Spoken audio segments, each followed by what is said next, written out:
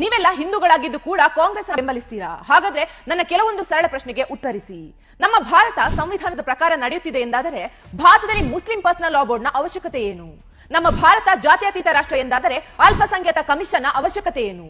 ನಮ್ಮ ಭಾರತದಲ್ಲಿ ಹಿಂದೂ ದೇವಾಲಯಗಳ ಹಣವನ್ನ ಎಲ್ಲಾ ಧರ್ಮದ ಅಭಿವೃದ್ಧಿಗೆ ಬಳಸಲಾಗುತ್ತೆ ಎಂದಾದರೆ ಅನ್ಯ ಧರ್ಮದ ಪ್ರಾರ್ಥನಾ ಮಂದಿರದ ಹಣ ಬಳಸುವುದಿಲ್ಲ ಯಾಕೆ? ನಮ್ಮ ಭಾರತದಲ್ಲಿ ಮುಸಲ್ಮಾನರ ಏಳಿಗೆಗೆ ವಕ್ಫ್ ಬೋರ್ಡ್ ರಚನೆ ಮಾಡಲಾಗಿದೆ, ಹಾಗಾದ್ರೆ ಹಿಂದೂಗಳ ಏಳಿಗೆಗೆ ಹಿಂದೂ ಸನಾತನ ಬೋರ್ಡ್ ಸ್ಥಾಪಿಸಿಲ್ಲ ಯಾಕೆ? ಇವೆಲ್ಲ ಪ್ರಶ್ನೆಗೆ ನಿಮ್ಮಲ್ಲಿ ಉತ್ತರ ಇದೆಯಾ? 1947ರಂದು ಅಖಂಡವಾಗಿದ್ದ ಭಾರತ ಇಬ್ಬಾಗ ಆಗಿದ್ದೇ ಧರ್ಮದ ಆಧಾರದ ಮೇಲೆ. ಮುಸಲ್ಮಾನರಿಗೆಂದೇ ಪಾಕಿಸ್ತಾನ ಬಿಟ್ಟುಕೊಡಲಾಯಿತು. ಆದ್ರೆ ಭಾರತದಲ್ಲಿ ಇಂದಿಗೂ ಹಿಂದೂಗಳಿಗೆ ಯಾವುದೇ ವಿಶೇಷ ಕಾನೂನು ಇಲ್ಲ.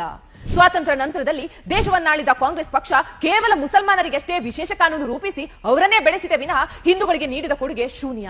ಧರ್ಮದ ಆಧಾರದ ಮೇಲೆ ವಿಭಜನೆಯಾದ ಪಾಕಿಸ್ತಾನ ಮುಸ್ಲಿಂ ರಾಷ್ಟ್ರ ಎಂದಾದರೆ ಅದೇ ಧರ್ಮದ ಆಧಾರದ ಮೇಲೆ ವಿಭಜನೆಯಾದ ಭಾರತ ಮಾತ್ರ ಜಾತ್ಯತೀತ ರಾಷ್ಟ್ರ ಹೇಗಾಯಿತು? ಯೋಚಿಸಿ ಹಿಂದೂಗಳೇ, ನಮ್ಮನ್ನೆಷ್ಟು ಮೂರ್ಖರನ್ನಾಗಿಸಿದ್ದಾರೆ ಎಂದು.